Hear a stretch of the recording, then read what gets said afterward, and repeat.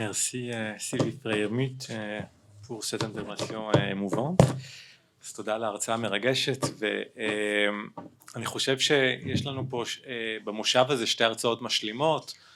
הדס זהבי הביאה לנו אולי תצוגת מקרו ואיזושהי היפותזה יותר רחבה מלמעלה על היחסים בין המלחמה והשלום, והלא שלום לא מלחמה כפי שהגדירה את זה, כמאפשרת את ז'אן רוו וז'אנר של עדות שנוצר כך, בעוד שההרצאה השנייה של סילבי פריירמוט נתנה לנו יותר אולי תצוגת מיקרו, נכנסה לעובי הקורה של היצירה של רוו והראתה לנו לאורך השלבים שלה את המקום שהמלחמה תופסת בתוך הזיכרון ומה נוצר שם. Je dis seulement que il y a ici peut-être deux interventions complémentaires. L'une qui voit les choses un peu de survol, qui propose une hypothèse sur justement ce qui permet ce témoignage, ce que tu as appelé ni guerre ni paix, et qui permet l'ouvrage de Jean Rouault, tandis que dans la deuxième intervention, nous avons vu quelque chose qui est allé à l'écriture plus concrète de Jean Rouault, qui a permis justement de voir le déroulement et les différents stades dans l'œuvre de Rouault, et comment la guerre justement s'est ancrée dans l'autobiographie, le récit familial, etc. Donc, אז יש לנו שתי הרצאות משלימות, ואני בטוח שזה יכול לעורר הרבה שאלות. יש לנו רבע שעה לדיון, אז אני אשמח לאסוף שאלות ואני אתרגם. את רוצה? איפה המיקרופון הנייד? תמיד נעלם.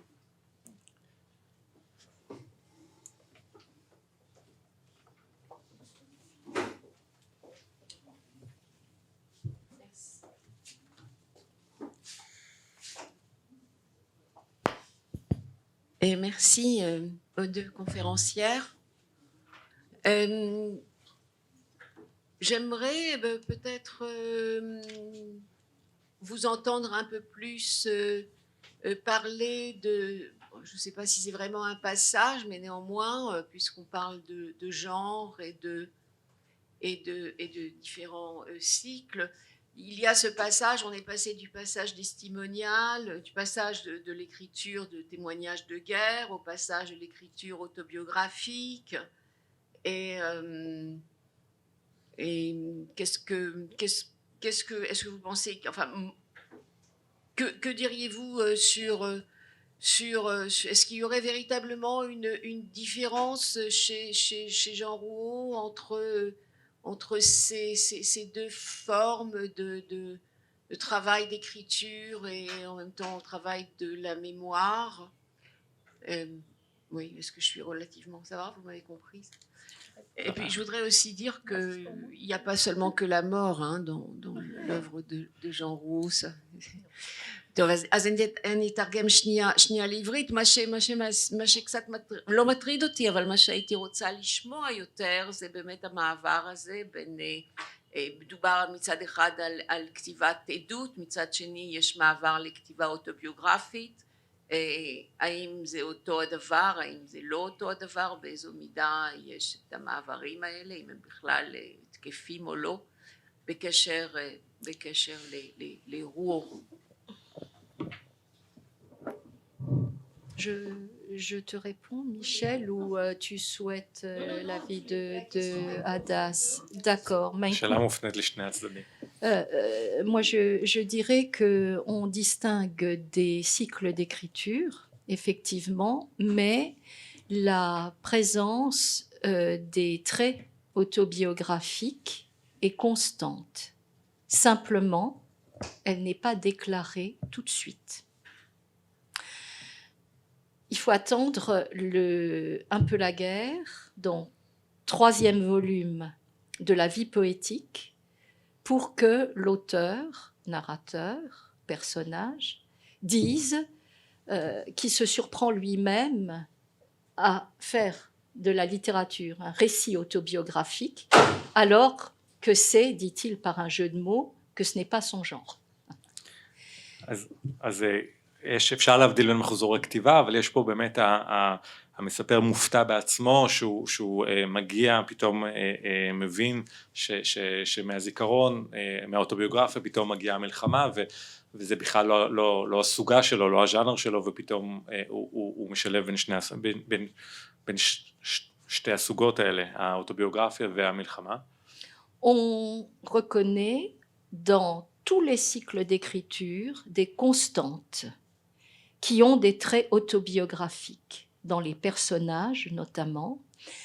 Simplement, le premier cycle est une autobiographie cryptée et la guerre sert à cacher en quelque sorte la mort du père. Je continuerai après. אוקיי, אז... Et le deuxième cycle, eh bien, la guerre est présente, mais de manière indirecte, à travers la vie des personnages, mais c'est toujours une crainte qui subsiste, alors que dans le troisième cycle, c'est une confirmation de ce qui précède, avec la différence suivante, c'est que c'est l'auteur qui engage un véritable combat, un engagement moral, éthique, contre la guerre, la violence et la barbarie. Et pas seulement contre les humains, contre tout, c'est ce qu'on voit, hein, tu le disais Hadas, dans l'avenir des simples, contre tout, contre le monde en général. אז יש לנו פה איזושהי גנאלוגיה שמוצעת לנו בין שלושת המחזורים של הכתיבה של ז'אן רוו, שבראשון המלחמה סמויה,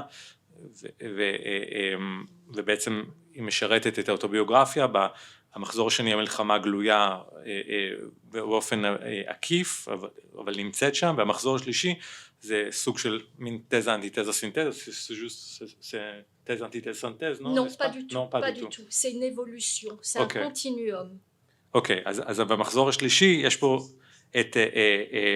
ספירל, toujours décalé. אוקיי, אז יש פה ספירלה, באמת בין השאלות האלה של האוטוביוגרפיה ומלחמה, זה לא דיאלקטיקה, או לא דיאלקטיקה, זה פעם דיאלקטיק, אלא סוג של ספירלה, ובמחזור השלישי יש אישור של מה שנאמר מקודם, אבל נוסף ממד של מלחמה מוסרית כנגד אי צדק, ויש פה עמדה יותר מוסרית שנוספת שם.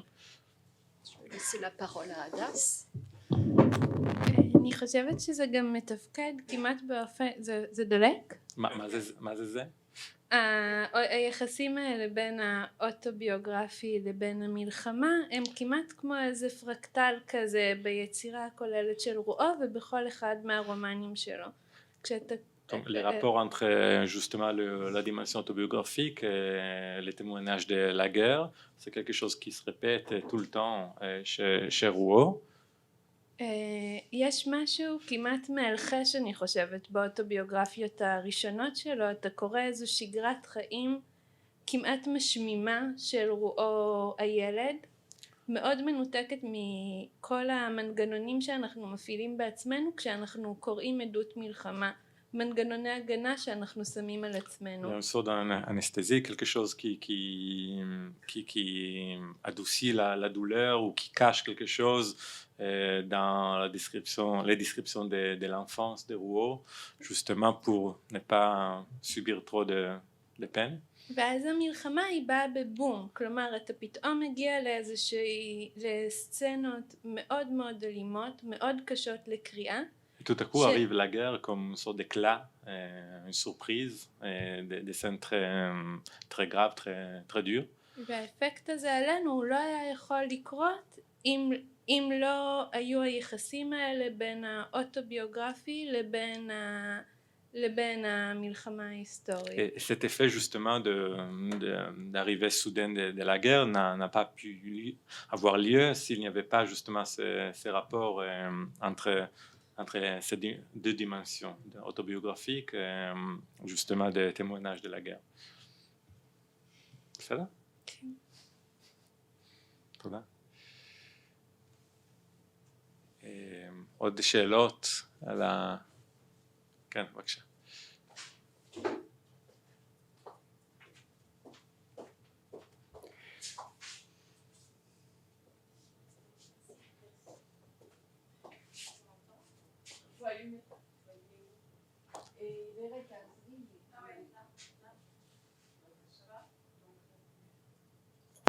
Oui.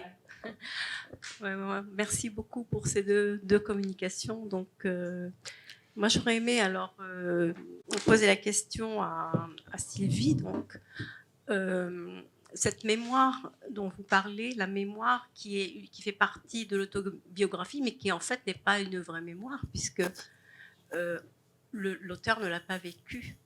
C'est-à-dire n'a pas vécu les... אז את מדברת על זיכרון שקשור לביוגרפיה, אבל למעשה זה הוא לא זיכרון אמיתי, כי הוא לא נחיה, הוא לא היה שייך למחבר באמת. Alors, ma question, est-ce que c'est un peu comme ce qui se passe chez Modiano, par exemple? האם זה כמו מה שקורה אצל מודיאנו? Et qui disait donc plus ou moins, je suis né bien avant ma naissance, je crois. Il disait ça. שאמר נולדתי לפני הלידה שלי? לפני התאריך לידה שלי. לפני ה... Et je me demandais si c'était un peu la même chose ou si c'était autre chose d'après vous. Enfin, je vous laisse répondre. האם היחסים האלה בין זיכרון ביוגרפיה זה אותו דבר או משהו אחר? Alors, il s'agit d'une véritable mémoire. מדובר בזיכרון אמיתי.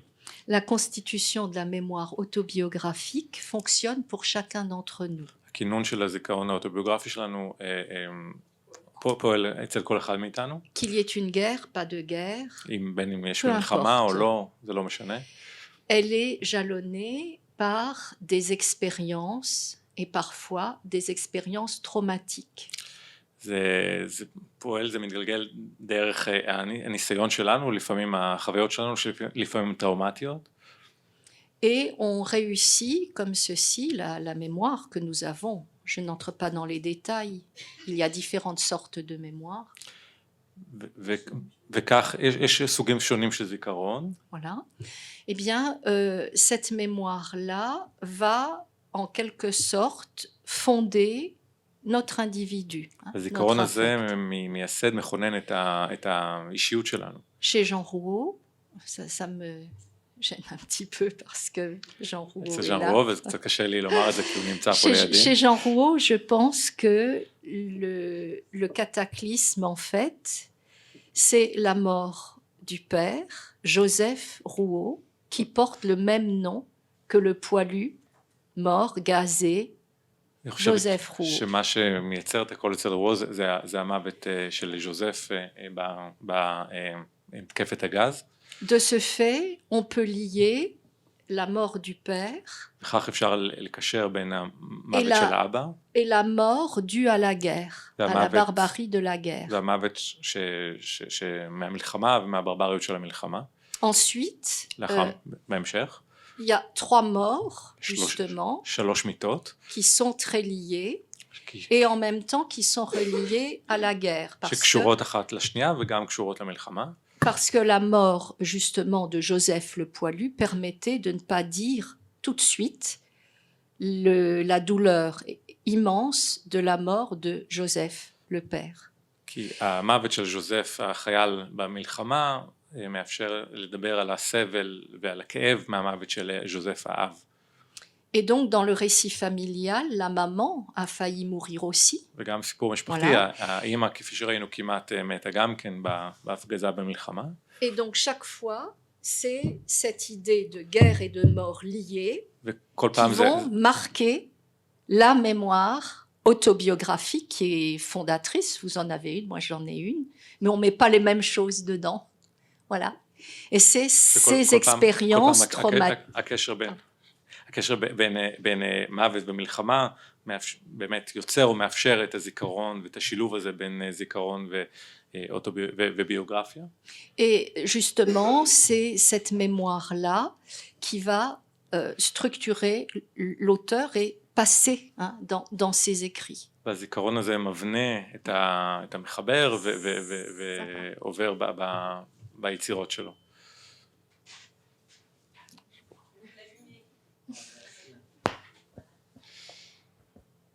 יש פה עכשיו עדות מגוף ראשון. Merci. Merci pour les 2 interventions, c'était très émouvant pour moi. תודה לשתי ההרצאות שהן מאוד ריגשו אותי. En fait, il n'y a qu'un seul élément autobiographique, véritablement. יש רק רכיב אוטוביוגרפי אחד למעשה. C'est la mort du père. זה מות האב. C'est tout. Le reste, c'est par Voilà. capillarité. Et j'ai beaucoup travaillé sur la mémoire collective. עבדתי הרבה על הזיכרון הקולקטיבי, C'est-à-dire que pour ce qui est de la Première Guerre mondiale, מה שנוגע למלחמת העולם הראשונה. les mémoires collectives a retenu les attaques au gaz et les tranchées, la boue dans les tranchées. הזיכרון הקולקטיבי נצר בתוכו את מלחמת הגז ואת מלחמת החפירות. Donc il ne s'agissait pas pour moi de refaire Feu de Barbus ou Remarque ou Younger. Il s'agissait de travailler sur cette mémoire collective qui avait traversé le temps à travers l'une image qui était réelle parce que ancrée, hein, c'est la boue des tranchées, ce qui renvoie au terroir, la défense du sol. אז עניין אותי באמת לספר את הזיכרון הקולקטיבי הזה שהיה ממשי, כי זה באמת קרה, מלחמת החפירות, זה משהו שהיה נוכח שם. Et l'image des gaz qui est ce qui est de plus évanescent, de plus impalpable, c'est-à-dire de moins descriptible. ותמונת הגז שהיא הכי קשה לתיאור, כי זה לא משהו שרואים אותו לגמרי גז. De la même façon, quand j'utilise la 2 chevaux, c'est parce que la 2 chevaux est une voiture emblématique. כשאני מתאר משתמש בדשבו, במכונית, אז זה סמל. Vous savez, vous connaissez le livre de Pérec, je me souviens. יש את הספר של ז'ורז' פרק, אני זוכר, je me souviens. Si vous n'êtes pas contemporain de Pérec et français, ça ne vous dit rien du tout. ואם אתם לא בני תקופתו של פרק, זה לא אומר לכם כלום, מה שהוא מתאר. Un système référentiel, s'il ne vaut que pour la génération, il est évident qu'il est caduque très vite. כאשר יש מערכת רפרנציאלית שמתייחסת לאירועים, אז היא מתבטלת, היא כבר לא תקפה לדור הבא. C'est comme sur les pots de yaourt, il y a une date de péremption. יש פג תוקף, כן, תאריך תפוגה. Sur le livre de Pérec, on pourrait mettre date de péremption 1990 ou 2000 par exemple. אז שם, אצל פרק למשל, תאריך התפוגה הוא 1990, 2000. Donc pour éviter ça, אז כדי להימנע מכך il בדיוק, fallait donc piocher dans un réservoir plus vaste qui est la mémoire collective. אז הייתי צריך להשתמש במשהו, במצבור יותר רחב, שזה הזיכרון הקולקטיבי. Contrairement aux apparences, l'autobiographie ne m'intéresse pas beaucoup. בניגוד למה שעשוי להיראות, האוטוביוגרפיה לא כל כך מעניינת אותי, La guerre או est בכלל לא arrivée, מעניינת אותי. la guerre est arrivée très vite comme toile de fond, comme événement fondateur de la famille. המלחמה הופיעה מהר כמו מאורע מכונן של המשפחה, Et après, c'est effectivement un continuum. Et ואחרי זה יש פה משרעת מסוימת. dans la vie poétique, la question, c'est pas de savoir ce que moi j'ai traversé, c'est comment mon écriture s'est nourrie et avec quoi elle s'est nourrie. בספר וי פואטי, חיים פואטיים, זה לא האוטוביוגרפיה עצמה, אלא כיצד המלחמה קשורה אליהם ויצרה אותם. Et cette réflexion sur la guerre, je la continue parce que je viens de faire paraître un livre qui s'appelle Qui terre a, guerre a, qui a la terre à la guerre. אז אני עכשיו באמצע כתיבת ספר, כן, למי שיש אדמה יש מלחמה, זה משחק מילים קצת. Où il s'agit pour moi d'aller aux sources de la guerre, c'est-à-dire au néolithique. שמבחינתי זה ללכת אחורנית למקור המלחמה הקדמונית. Et s'il y a un continuum humain, ואם יש איזשהו מנעד אנושי, c'est précisément celui de la guerre qui est représenté dans les fresques du Tassili ou du Levant. שיש, זה של המלחמה שאפשר לראות בפרסקויים קדומים. Mais pas au paléolithique. Okay. C'est-à-dire qu'au paléolithique, vous avez ces grandes fresques à Chauvel, à Lascaux, qui représentent les animaux qui étaient tout puissants. אוקיי, זה לא בפרסקויים, למשל כמו מערת לסקו, הקדמוני של האדם הקדמון, שרואים שם חיות למשל. L'homme n'apparaît pas. שאין שם את האדם. Et quand il a pris la mesure des grands animaux comme ça, quand il va les asservir, les domestiquer, כאשר הוא לקח חיות כדי להשתמש בהם, כדי לצרכיו, il n'y a plus de figure dominante au-dessus de lui. אין איזשהו דמות מעליהם. De sorte qu'au néolithique, quand il a domestiqué la nature avec travers l'agriculture et l'élevage, il se représente comme lui tout-puissant. כלומר, הנאוליטי, כאשר הוא השתלט על החיות, הוא מציג את עצמו, השתלט על כל הטבע מסביבו, בעלי החיים, החקלאות וכו', הוא מציג את עצמו כעליון. Et à ce moment-là, il n'a d'autre rival que lui-même. ואין לו, ברגע זה, אין לו יותר יריב חוץ מהוא עצמו. אז יש פה איזו הבחנה בין שלבים מסוימים של התפתחות של האדם הקדמון, כאשר השתלטות על הטבע מולידה למלחמה, זה מה שהוא ניסה להגיד. כן, שאלה אחרונה, dernière question. Oui. Merci. C'est moins une question qu'une remarque, c'est-à-dire que זה פחות שלב, יותר הערה. bon, on parle de la mémoire autobiographique, ou même Jean Rouault parle de système référentiel. אנחנו מדברים על זיכרון אוטוביוגרפי ואפילו על מערכת של הפניות, רפרנציאליות. Mais je pense que la mémoire autobiographique, on en a tous une. Le système référentiel, on appartient à un horizon référentiel, à un monde référentiel, mais ça ne définit pas le travail d'écriture de Jean Rouault.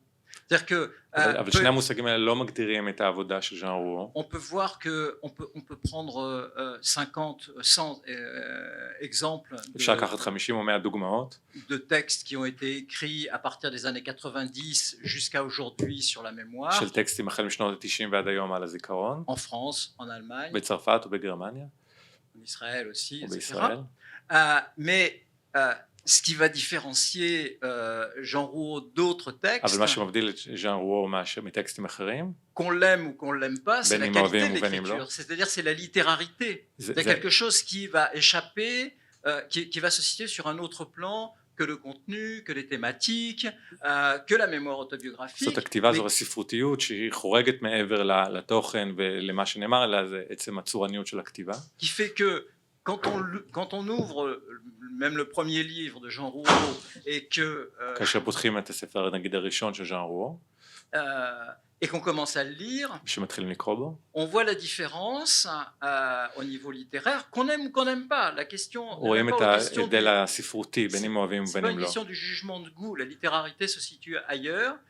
On voit la différence avec, par exemple, une littérature qu'il y a beaucoup en France, une littérature aussi entre guillemets, de journalistes qui vont écrire sur la mémoire et qui vont faire des récits mémoriels. אז יש הבדל בין הספרותיות הזאת לבין נגיד עיתונאים שבאים וכותבים עכשיו איזשהו סיפור על המלחמה. יש הבדל בין סופר ובין עיתונאי, יש פה את הספרותיות שנוספת שם. Et qui vont effectivement produire une littérature qui va se lire, mais qui est on peut dire, dans laquelle la littérarité va être minime, voire absente. אז הספרות העיתונאית, אפשר לקרוא אותה וזה נקרא אולי כמו ספרות, אבל הספרותיות עצמה היא מאוד מינימלית וכמעט לא נוכחת. Et va simplement reproduire des standards. Et on voit la différence. והיא משכפלת איזשהו סטנדרט. En ouvrant, donc faut aussi penser, je pense, enfin j'avance que en dehors de la mémoire autobiographique, en dehors de, on peut dire la question référentielle, il y a une littérarité de l'écriture. אז אני מציע שמעבר לשאלה הזאת של האוטוביוגרפיה, של הרפרנציאליות, יש פה עניין של שאלה של ספרותיות. Une phrase qui n'est pas simplement déterminée par la mort du père ou parce que finalement יש פה דברים שמעבר למות האב וכולי. on peut dire c'est pas l'événement référentiel qui va déterminer la qualité de l'écriture. והרפרנציאליות היא לא זאת שקובעת את איכות הכתיבה. La phrase, אלא המשפט. on peut dire le souffle, la ponctuation, etc. הנשימה, הניקוד וכולי. Mais ça c'est clair. C'est On n'a pas arrêté de dire que, en fait, ça a été dit. Ça a été זה dit נאמר, que Jean Rouault privilégiait la prose poétique. שז'אן רוו Jean Rouault a dit d'ailleurs dans La Désincarnation et ailleurs dans l'incipit de l'invention de l'auteur que l'écriture est un chant. תמיד הדגיש את הספרותיות ושהספרות היא שדה. Et j'ai beaucoup travaillé sur justement la ponctuation, le souffle, etc. Et sur la littérarité. Mais il s'agissait ici de montrer, de répondre à la question comment est-ce qu'on peut témoigner de la guerre sans jamais y avoir assisté. C'est le sujet du colloque. Hein. Et à ce comment, moi, je réponds par un pourquoi aussi. pourquoi est-ce qu'on parle autant de la guerre sans y avoir assisté? אז Pourquoi? Donc ניסיתי- ma réponse. ניסיתי לענות על הנושא של הכנס הזה, כיצד למסור עדות על מלחמה, ושאלתי למה מלחמה, למה מלחמה כל כך חשובה. Donc ma réponse, c'est justement parce que la guerre, si elle apparaît autant chez Jean Rouault, והתשובה שלי, המלחמה היא מופיעה כל כך הרבה אצל ז'אן רואו, כי c'est parce que c'est lié justement à ce seul élément autobiographique que Jean Rouault citait tout à l'heure, à savoir la mort du père. כי היא קשורה לאלמנט On a האוטוביוגרפי היחיד, focalisé מות האב. l'analyse là-dessus, évidemment. Il n'était pas question de parler כן. aujourd'hui dans le propos de la littérarité. והפעם לא התכוונתי לדבר על הספרותיות, אבל היא נוכחת כל הזמן. Je crois qu'on va, on pourra... אם אני פה זה בגלל שאני סופר, Oui, et pas journaliste. tout à fait. Ah, mais c'était... ואסור לעשות on peut רדוקציה, pas אבל נראה parler לי de שכולנו tout. מסכימים על Non, השאלה non, mais on הזאת. ne peut pas parler de tout. C'est la Je- thématique même du Je colloque. crois qu'on Oui. va en parler pendant le déjeuner. תודה רבה, אנחנו יוצאים להפסקה עד 2:30 בתיאבון.